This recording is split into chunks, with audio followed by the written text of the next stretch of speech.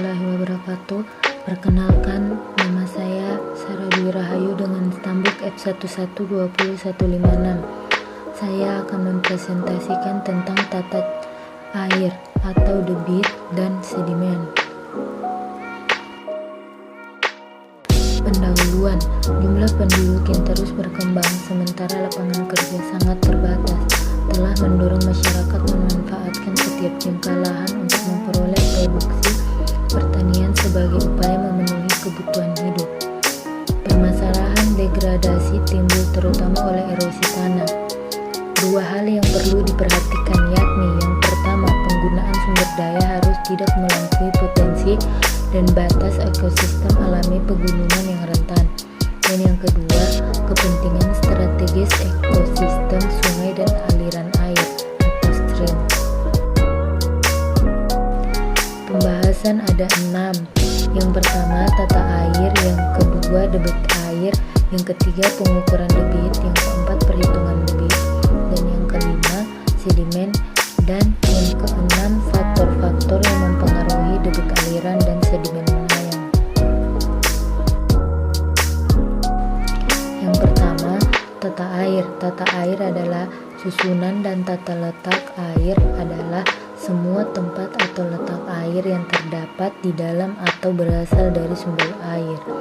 Dan yang kedua, debit air. Menurut Suewarno 1995, debit air adalah volume air yang mengalir melalui penampang basah sungai dalam satuan waktu tertentu yang biasanya dinyatakan dalam satuan meter kubik per detik atau liter per detik.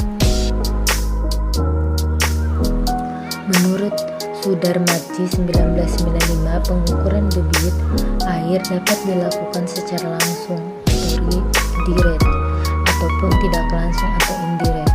Pengukuran debit air dapat dikatakan secara langsung dengan menggunakan alat ukur kecepatan aliran, yaitu yang pertama alat ukur arus, yang kedua pelampung, yang ketiga zat pewarna.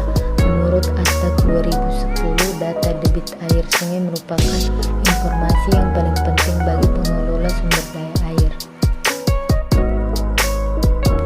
Yang ketiga, pengukuran debit. Pengukuran debit dapat dilakukan dengan 3 metode di bawah ini.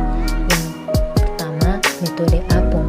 Prinsip pengukuran metode ini adalah kecepatan aliran diukur dengan pelampung luas penampang basah ditetapkan berdasarkan pengukuran lebar permukaan air dan kedalaman air. Yang kedua, metode Manning. Prinsip pengukuran metode ini berdasarkan pada rumus Manning, yaitu kecepatan rata-rata aliran yang dapat diperkirakan dengan persamaan hidrolika. Dan yang ketiga, metode current meter. Prinsip pengukuran metode ini adalah kecepatan aliran diukur dengan current meter. Yang keempat, perhitungan debit. Memiliki dua cara. Yang pertama, cara mid-section. Pada cara mid-section, lebar satu subseksi ditentukan oleh setengah jarak di sebelah kiri dan setengah jarak di sebelah kanan dari pengukuran vertikalnya. Dan yang kedua, cara main section. Dengan cara ini, lebar satu subseksi ditentukan oleh dua pengukuran vertikal yang bersebelahan, N dan DN plus 1. Yang kelima, sedimen. Menurut Asdak 2010, sedimen merupakan hasil proses erosi, baik erosi permukaan, erosi parit, atau tipe erosi lainnya. Secara umum, angkutan sedimen oleh aliran air dapat dibedakan menjadi dua klasifikasi, yaitu menurut sumber asalnya atau ukuran butir dan menurut mekanisme pengangkutannya. Menurut sumber asalnya, angkutan sedimen dibedakan menjadi dua, yaitu muatan material dasar, di mana selanjutnya dibedakan menjadi suspended load and bed load, dan yang kedua, muatan bilas waswat. Sedang menurut mekanisme pengangkutannya, angkutan sedimen dibedakan menjadi satu, muatan sedimen melayang atau suspended load. Yang keenam, faktor-faktor yang mempengaruhi debit aliran dan muatan sedimen melayang. Menurut Praputra 1984, faktor-faktor yang diduga mempengaruhi kondisi kondisi hidrologi suatu daerah aliran sungai atau das adalah iklim jeluk hujan, intensitas, dan distribusi, keadaan fisik tanah, topografi, bentuk dan besar kelerengan, corak dan bentuk das, subdas, pola tata guna tanah, dan mata pencaharian masyarakat berhubungan dengan kepadatan penduduk yang bermukim di kawasan das atau subdas. Sedangkan menurut Sudarmaji 1995 meringkas faktor-faktor yang diduga mempengaruhi keadaan debit air pada suatu daerah aliran sungai atau das adalah kondisi geologi, penutupan vegetasi, kondisi topografi, bentuk das, dan sistem jaringan sungai.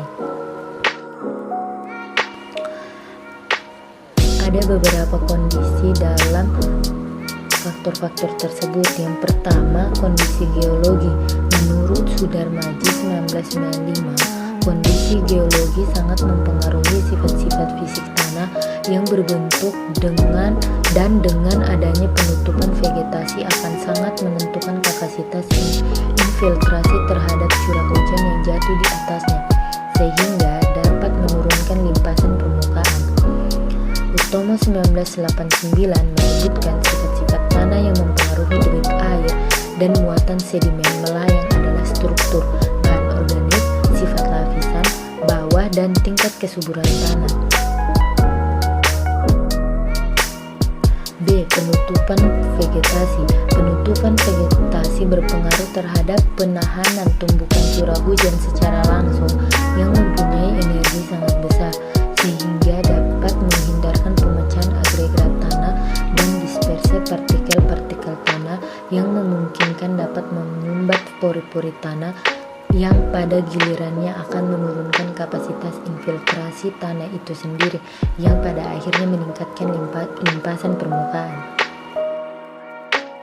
C. Kondisi topografi.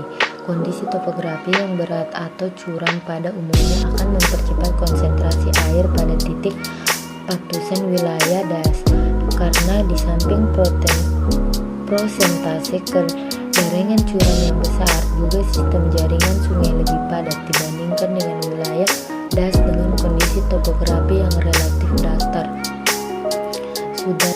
Sudarmaji 1995. Menurut Utomo 1989, topografi berperan dalam menentukan volume air limpasan permukaan.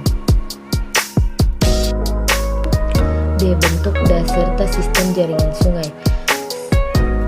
Sosradorsono dan Takeda 1993 menerangkan terdapat 3 bentuk wilayah pengaliran sungai, yaitu yang pertama, daerah pengaliran berbentuk paralel, yang kedua, daerah berbentuk bulu burung, dan yang terakhir, daerah pengaliran berbentuk radial atau sirkuler.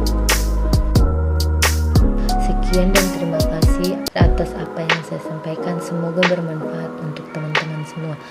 Saya akhiri, wabillahi taufiq wal hidayah. Wassalamualaikum warahmatullahi wabarakatuh.